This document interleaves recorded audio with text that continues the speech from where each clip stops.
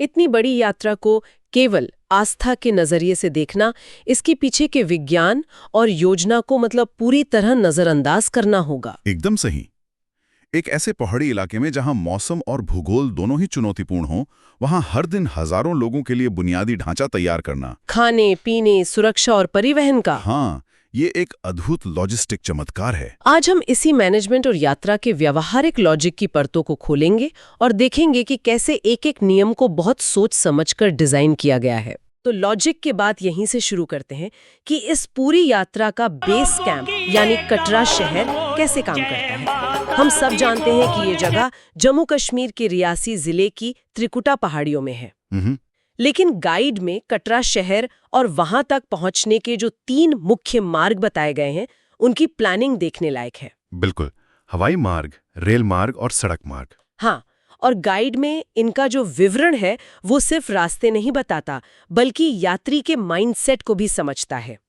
उदाहरण के लिए नजदीकी एयरपोर्ट जम्मू में है, जो कटरा से लगभग 50 किलोमीटर दूर है। बिल्कुल, और ये 50 किलोमीटर का सफर महज एक टैक्सी या बस की यात्रा नहीं है, ये एक तरह का बफर जोन है। Buffer zone? हाँ, ये दूरी शहर की भागदौड़ से निकलकर खुद को एक कठिन ट्रैक के लिए मानसिक रूप से तैयार करने का समय देती है। बहुत सही पॉइंट है।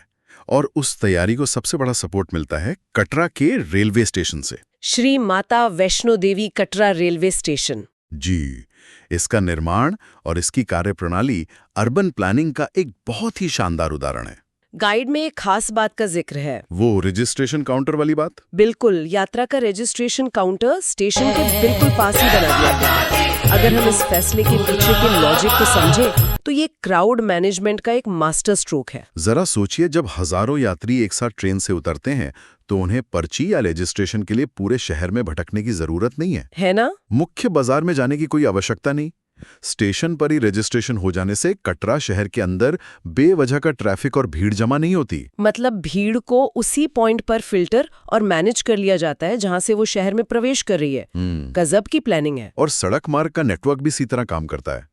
जम्मू से कटरा के लिए बसों और टैक्सियों की एक निरंतर चेन चलती रहती है, जो ये सुनिश्चित करती है कि कोई भी यात्री स्टेशन या बस स्टैंड पर फंसा ना रहे। बिल्कुल। खैर, कटरा पहुंचने के बाद ही असली कहानी शुरू होती है और यहाँ बात सच में दिलचस्प हो जाती है। गाइड के अनुसार कटरा से मुख्य गुफा, जिसे भवन कहा जाता है, तक की दूरी लगभग 12 से 13 किलोमीटर है। 13 किलोमीटर। अब अगर कोई शहर की समतल सड़क पर 13 किलोमीटर चले तो शायद उसे 2 या 2.5 घंटे लगे, लेकिन इस गाइड में साफ लिखा है कि इस पैदल यात्रा में औसतन 5 से 8 घंटे का समय लगता है। 5 से 8 घंटे?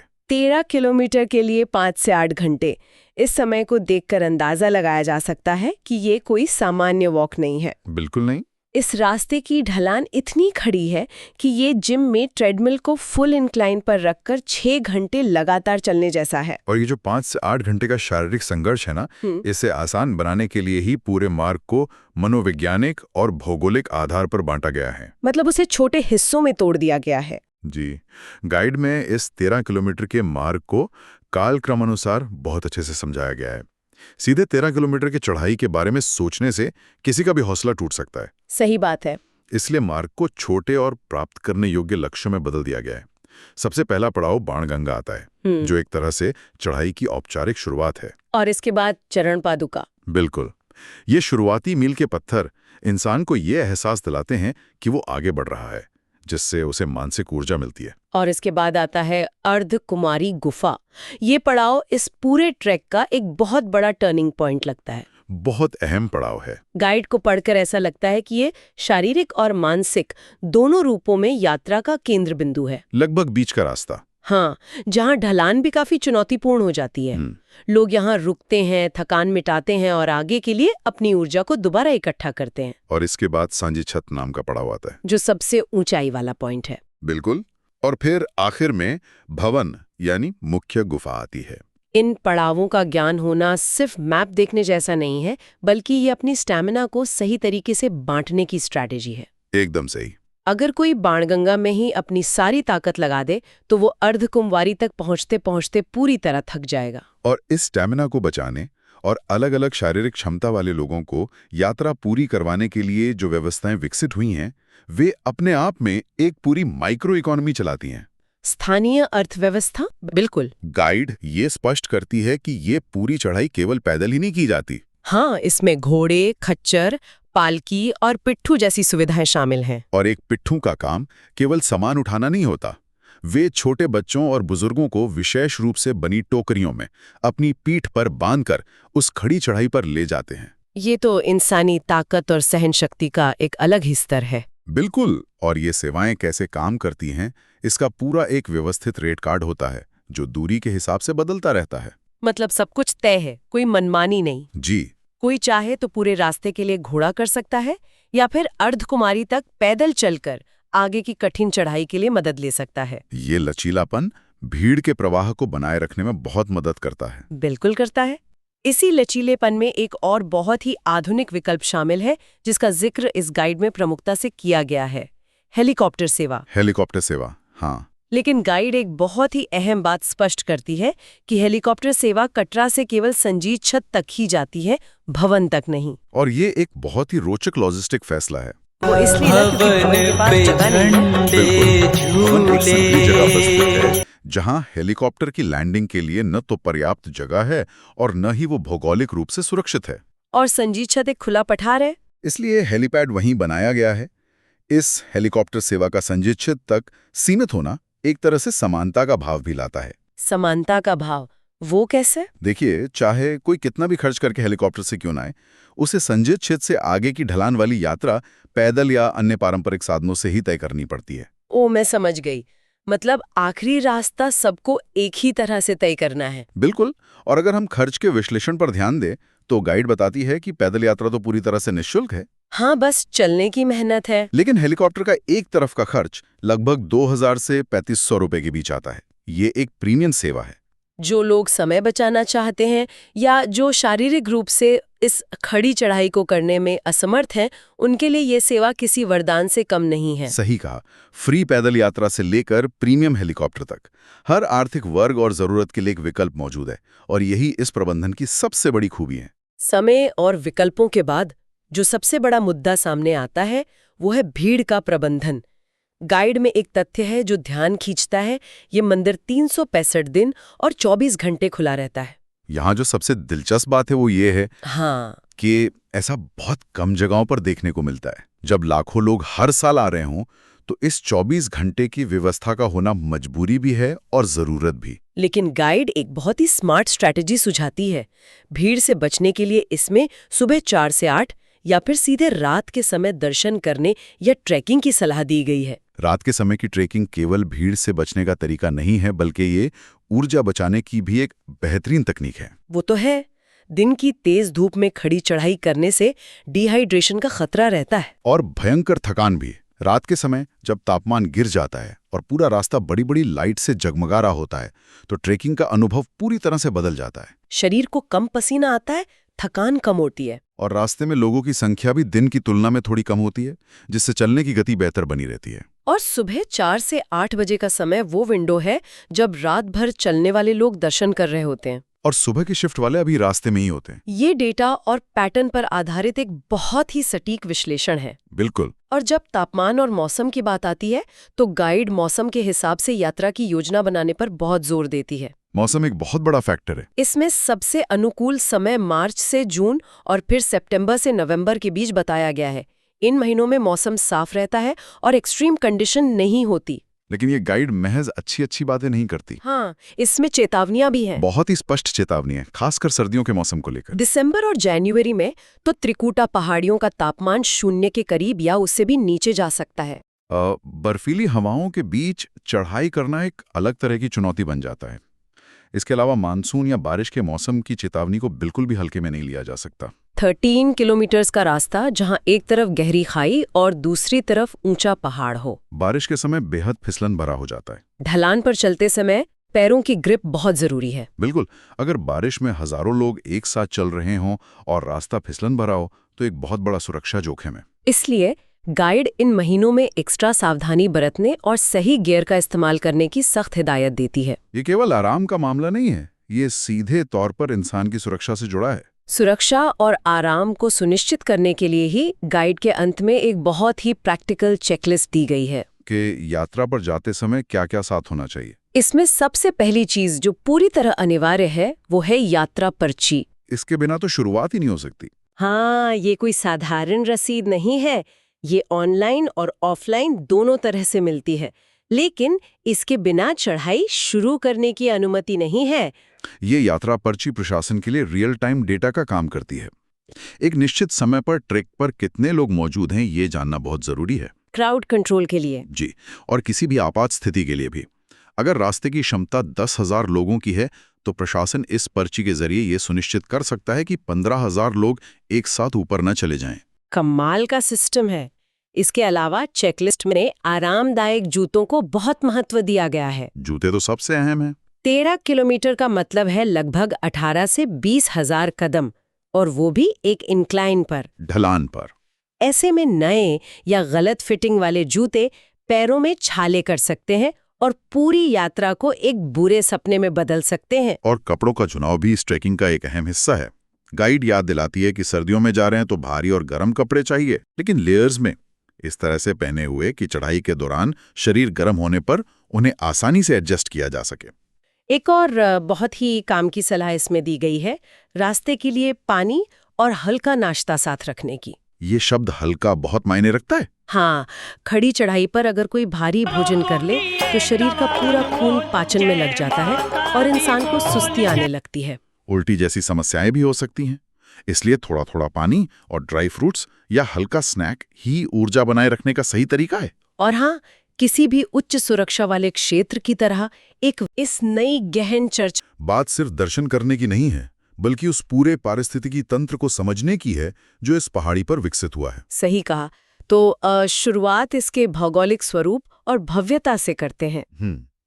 ये मंदिर भारत में जम्मू और कश्मीर केंद्र शासित प्रदेश के रियासी जिले के कटरा में स्थित है।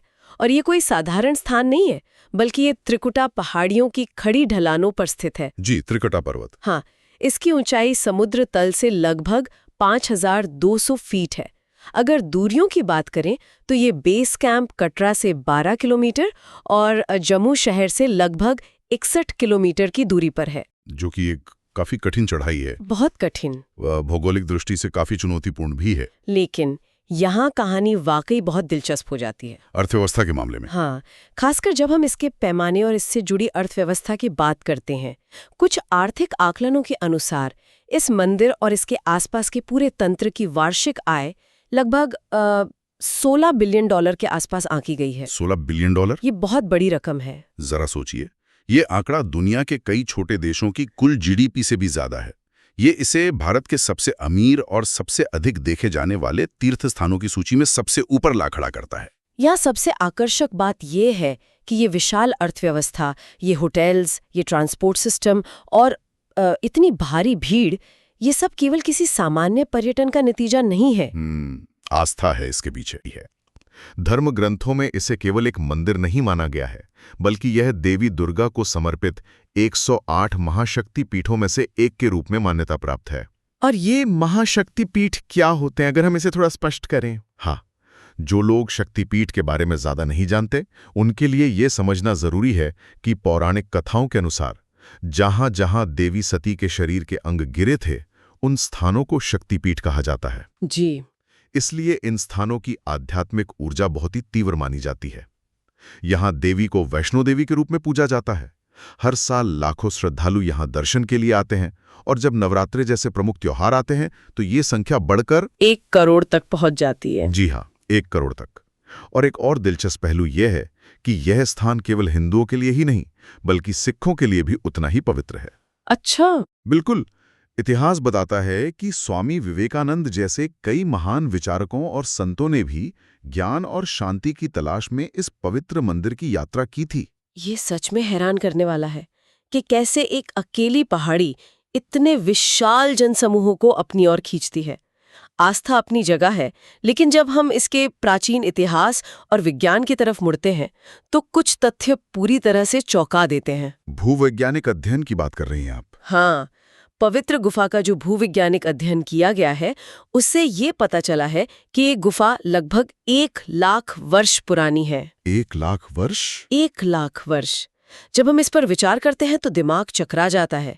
1,00,000 साल पहले तो मानव सभ्यता ने उस तरह से आकार भी नहीं लिया था जैसा हम आज जानते हैं। बिल्कुल नहीं। उस समय के भूवैज्ञानिक बदलावों ने इस गुफा को बनाया होगा। और ये सिर्फ पत्थरों और भूविज्ञान तक सीमित नहीं है।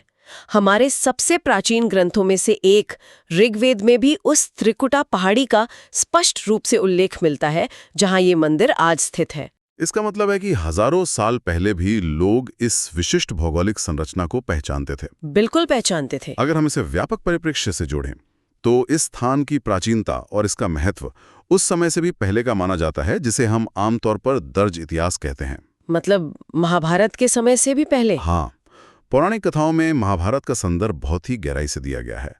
पांडवों और कुरुक्षेत्र युद्ध की जो कथा है उसमें इस स्थान का एक बहुत ही महत्वपूर्ण रोल है। जी। ऐसा माना जाता है कि कुरुक्षेत्र के उस ऐतिहासिक और विनाशकारी युद्ध से ठीक पहले भगवान कृष्ण ने अर्जुन को यह सलाह दी थी कि वे युद्ध में विजयी होने के लिए देवी की पूजा करें और उनका आशीर्वाद लें। भगवान कृष्ण की उसी सलाह पर अर्जुन ने इस त्रिकुटा पर्वत पर आकर देवी का ध्यान किया था। और ये भी कहा जाता है कि अर्जुन की इस गहरी भक्ति से प्रसन्न होकर देवी स्वयं वैष्णो देवी के रूप में उनके सामने प्रकट हुई थीं। जब देवी प्रकट हुई तो अर्जुन ने एक स्तोत्र के साथ उनकी स्तुति शुरू की थी। जी, वो श्लोक। हाँ, उस स्तोत्र में एक बहुत ही महत्वपूर्ण श्लोक आता है, जम्बुकाटक चित्तेषु नित्यम सन्निहितालये।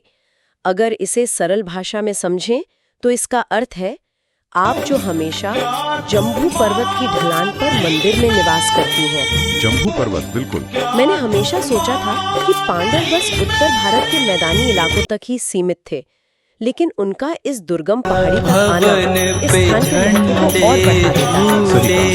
और इसी जम्बू शब्द में आधुनिक इतिहास की एक बहुत ही अहम कड़ी भी छिपी हुई है। वो कैसे? जम्मू कश्मीर के पूर्व राज्यपाल जगमोहन ने इस विषय पर काफी शोध किया था। उनका मानना था कि माता वैष्णो देवी का ये तीर्थ इतना प्राचीन है कि इसकी जड़ें महाभारत के काल से भी बहुत गहरी जुड़ी हुई हैं। उनका ये स्पष्ट तर्क है कि श्लोक में जिस जम्बू पर्वत का उल्लेख किया गया है, उसकी पहचान आज के वर्तमान जम्मू से की जाती है। अच्छा, जम्मू ही जम्मू है। बिल्कुल, यानी जिस जम्मू को आज हम एक आधुनिक शहर और क्षेत्र के रूप में जानते हैं, उसका नामकरण और उसकी पहचान सीधे तौर पर इस प्राचीन श्लोक और महाभारत के काल से जुड़ती है। अर्जुन ने देवी को सर्वोच्च योगी, वेदों की माता, वेदांत का विज्ञान और स्वयं विजय का अवतार कहकर उनकी पूजा की थी। महाभारत से जुड़ा एक और बहुत ही रोचक तथ्य है जिस पर अक्सर चर्चा होती है। आमतौर पर यह मान्यता है कि पांडवों ने ही सबसे पहले देवी के प्रति अपनी श्रद्धा और कृतज्ञता व्यक्त करने के लिए कोलकंडोली और भवन में मंदिरों का निर्माण किया था। जी, भवन में। आज भी जो लोग वहां जाते हैं वे देख सकते हैं कि त्रिकुटा पर्वत के ठीक बगल में और पवित्र गुफा के सामने 5 पत्थर की संरचनाएं मौजूद हैं। इन 5 पत्थरों को सीधे तौर पर 5 पांडवों की चट्टान का प्रतीक माना जाता है। ये देखना अद्भुत है कि कैसे हजारों साल पुरानी एक महाकाव्य की कहानी आज भी वहां पत्थरों के रूप में मौजूद है। यह इस बात का बेहतरीन उदाहरण है कि कैसे मिथ, इतिहास और भूगोल एक दूसरे में पूरी तरह से गुंथे हुए हैं। उन्हें अलग करके देखना लगभग असंभव है। लेकिन जब हम वैष्णो देवी की बात करते हैं और वहां की लोक कथाओं को देखते हैं तो भैरवनाथ की कथा के बिना ये चर्चा पूरी तरह से अधूरी है। बिल्कुल अधूरी है। ये वो कथा है जो पीढ़ियों से इस स्थान की आध्यात्मिक पहचान का एक मुख्य हिस्सा रही है। हर श्रद्धालु जो वहां जाता है वो इस कहानी को किसी न किसी रूप में जरूर सुनता है। हाँ, भैरवनाथ की कथा। मैंने भी इस नाम को हमेशा वैष्णो देवी के साथ जुड़ा हुआ सुना है, लेकिन एक तांत्रिक इस पूरी देवी की कहानी में कैसे फिट बैठता है? जो कथाएं प्रचलित हैं वो बताती हैं कि भैरवनाथ एक बहुत ही प्रसिद्ध हिंदू तांत्रिक था जिसके पास कई सिद्धियां थीं। जी। ऐसा कहा जाता है कि उसने युवा वैष्णो देवी को एक कृषि मेले में देखा था। वो उनके रूप से इतना आकर्षित हुआ कि उनके प्यार में पड़ गया और उनके पीछे लग गया। हाँ, अपनी रक्षा करने और उसकी बुरी नीयत से बचने के लिए वैष्णो देवी वहां से भागकर त्रिकुटा पहाड़ियों की ओर आ गई। हिंदू पौराणिक कथाओं और कई लेखकों के शोध के अनुसार देवी का जो मूल निवास था वो अर्धकुंवारी था। अर्धकुंवारी? हाँ, अर्धकुंवारी का शाब्दिक अर्थ है आधा कुंवारी या वो स्थान जहां देवी ने तपस्या की थी। ये जगह कटरा शहर और मुख्य गुफा के बीच लगभग आधे रास्ते में स्थित है। कथा आगे बताती है कि भैरवनाथ ने वहां भी उनका पीछा नहीं छोड़ा। जब स्थिति बहुत बिगड़ गई तो देवी ने अपना सौम्य रूप त्याग कर दुर्गा का उग्र रूप धारण किया। उसी पवित्र गुफा में जहां आज मुख्य दर्शन होते हैं, देवी ने अपनी तलवार से भैरवनाथ का सिर काट दिया। उसका कटा हुआ सिर उड़कर पहाड़ी पर जिस जगह गिरा, वहां आज भैरवनाथ मंदिर स्थित है, जो कि ऊपर पहाड़ी पर है। बिल्कुल। और एक बहुत ही रोचक मान्यता यह भी है कि मरते समय भैरवनाथ को अपनी गलती का एहसास हुआ और उसने क्षमा मांगी, जिसके बाद देवी ने उसे वरदान दिया कि जो भी मेरे दर्शन करने आएगा, उसकी यात्रा तब तक पूरी नहीं मानी जाएगी जब तक वो भैरवनाथ के दर्शन नहीं कर लेता। बिल्कुल सही। यही वो मान्यता है जो आज तक चली आ रही है। ये कथा अपने आप में बहुत शक्तिशाली है। तो इस सब का असल में क्या अर्थ है?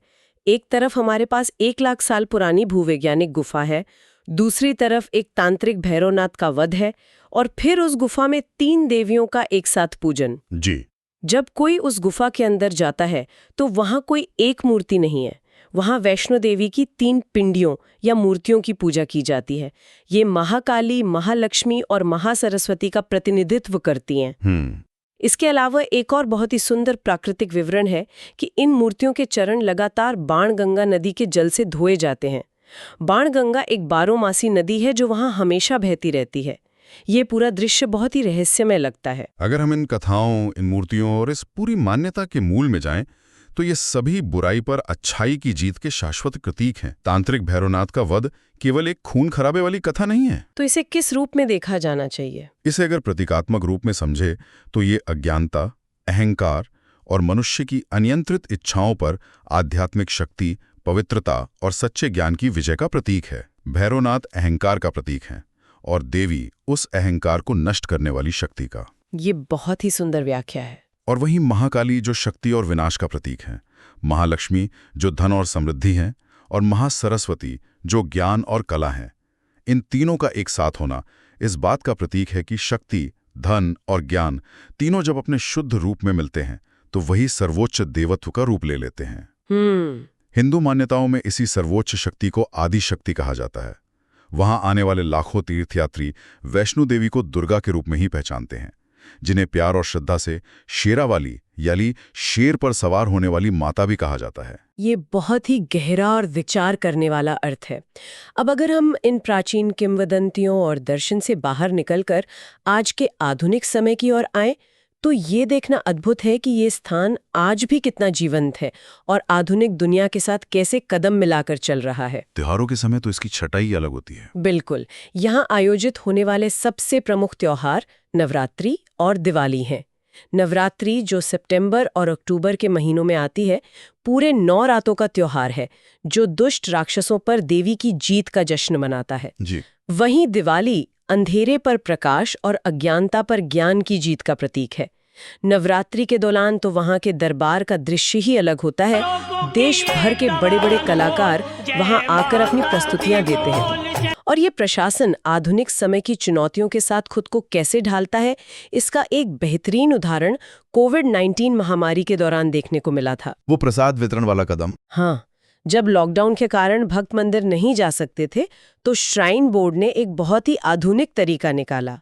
उन्होंने भारत के डाक विभाग के साथ एक समझौता किया और भक्तों के घर तक सीधे प्रसाद वितरण की सुविधा शुरू कर दी। ये दिखाता है कि आस्था को तकनीक के साथ कैसे जोड़ा जा सकता है। ये आधुनिक प्रशासन का एक बहुत ही दिलचस्प और जरूरी पहलू है। जरा सोचिए, जिस जगह पर साल भर में 1 करोड़ से ज्यादा लोग आते हों, वहां व्यवस्था को केवल भगवान भरोसे नहीं छोड़ा जा सकता। बिल्कुल नहीं। इतनी बड़ी संख्या में लोगों को संभालना, उनके रुकने, खाने, सुरक्षा और दर्शन की व्यवस्था करना किसी छोटे शहर को चलाने से कम नहीं है। इस पूरी प्रशासनिक व्यवस्था के पीछे एक बहुत ही मजबूत तंत्र है, जो कि श्राइन बोर्ड है। जी। 1980 के दशक तक ये व्यवस्था काफी असंगठित थी, लेकिन फिर सरकार को लगा कि इस बढ़ती भीड़ के लिए एक व्यवस्थित ढांचे की जरूरत है। इसलिए अगस्त 1986 में एक विशेष अधिनियम के तहत श्री माता वैष्णो देवी श्राइन बोर्ड यानी SMVDSB की स्थापना की। इस व्यवस्था की गंभीरता का अंदाजा इस बात से लगाया जा सकता है कि इस बोर्ड का नेतृत्व सीधे तौर पर जम्मू कश्मीर के उपराज्यपाल करते हैं। अच्छा, उपराज्यपाल खुद इसके अध्यक्ष होते हैं? जी, वे ही मंदिर के सुचारू संचालन के लिए बोर्ड के 9 अन्य सदस्यों की नियुक्ति करते हैं। और ये बोर्ड कितनी कुशलता से काम कर रहा है, ये इससे भी पता चलता है कि 1991 में इस प्रबंधन ने एक और प्रसिद्ध और ऐतिहासिक शिव मंदिर शिवखोरी का नियंत्रण भी अपने हाथों में ले लिया, ताकि वहां भी सुविधाओं को बेहतर किया जा सके। बिल्कुल। और यात्रियों की सुविधाओं के लिए इस बोर्ड ने जो इंफ्रास्ट्रक्चर या बुनियादी ढांचा तैयार किया है, वो वाकई काबिले तारीफ है। कटरा में, जहां से यात्रा शुरू होती है, जी, कालिका धाम, निहारिका यात्री निवास, शक्ति भवन और आशीर्वाद भवन जैसे नाम शामिल है। वहां रुकने वाले किसी भी व्यक्ति को ये महसूस नहीं होता कि वो किसी दुर्गम पहाड़ी इलाके के बेस कैंप में है। और सर्दियों में तो ये और भी चुनौतीपूर्ण हो जाता है। बहुत ज्यादा। अगर मौसम की बात करें तो दिसंबर से जनवरी तक सर्दियों के मौसम में ये पूरा इलाका बर्फ से ढका रहता है। तापमान 0 से नीचे चला जाता है। लेकिन सबसे खास बात यह है कि इतनी भीषण ठंड और बर्फबारी के बावजूद मंदिर कभी बंद नहीं होता। हाँ, यात्रा चलती रहती है। यात्रा लगातार चलती रहती है। हालांकि प्रशासन लोगों को भारी ऊनी कपड़े, विंड शीटर, टोपी और दस्ताने लाने की सख्त सलाह देता है, लेकिन मंदिर प्रबंधन खुद भी एक बहुत बड़ी जिम्मेदारी निभाता है। वे भक्तों को चढ़ाई के दौरान रास्ते में मुफ्त कंबल प्रदान करते हैं ताकि कोई भी ठंड का शिकार ना हो। इससे एक बहुत ही महत्वपूर्ण सवाल खड़ा होता है। वैसा सवाल। एक तरफ बेहतरीन बुनियादी ढांचा है, लेकिन दूसरी तरफ प्रकृति और इंसानी भीड़ की एक सीमा भी है। जब इतनी कठिन भौगोलिक परिस्थितियों में चरम मौसम के बीच लाखों लोगों की भीड़ एक संकरे पहाड़ी रास्ते पर जमा होती है, तो भीड़ प्रबंधन अपने आप में एक बहुत बड़ी और खतरनाक चुनौती बन जाता है। जी, ये एक कड़वी सच्चाई है। हम इस सच्चाई को नजरअंदाज नहीं कर सकते। हाल ही के वर्षों में एक बहुत ही दुखद घटना हुई थी, जो इस चुनौती की वास्तविकता को पूरी तरह से उजागर करती है। आप 2022 की घटना की बात कर रहे हैं? जी, 1 जनवरी 2022 को नए साल के मौके पर जब भारी भीड़ दर्शन के लिए उमड़ी थी, तब मंदिर के गेट नंबर 3 के पास एक भयानक भगदड़ मच गई थी। इस बेहद दुखद घटना में 12 लोगों की जान चली गई और 16 अन्य घायल हो गए थे। बहुत ही दुखद। ये घटना किसी भी प्रशासन के लिए एक बहुत बड़ा सबक है। ये इस बात की याद दिलाता है कि आस्था के इस महासागर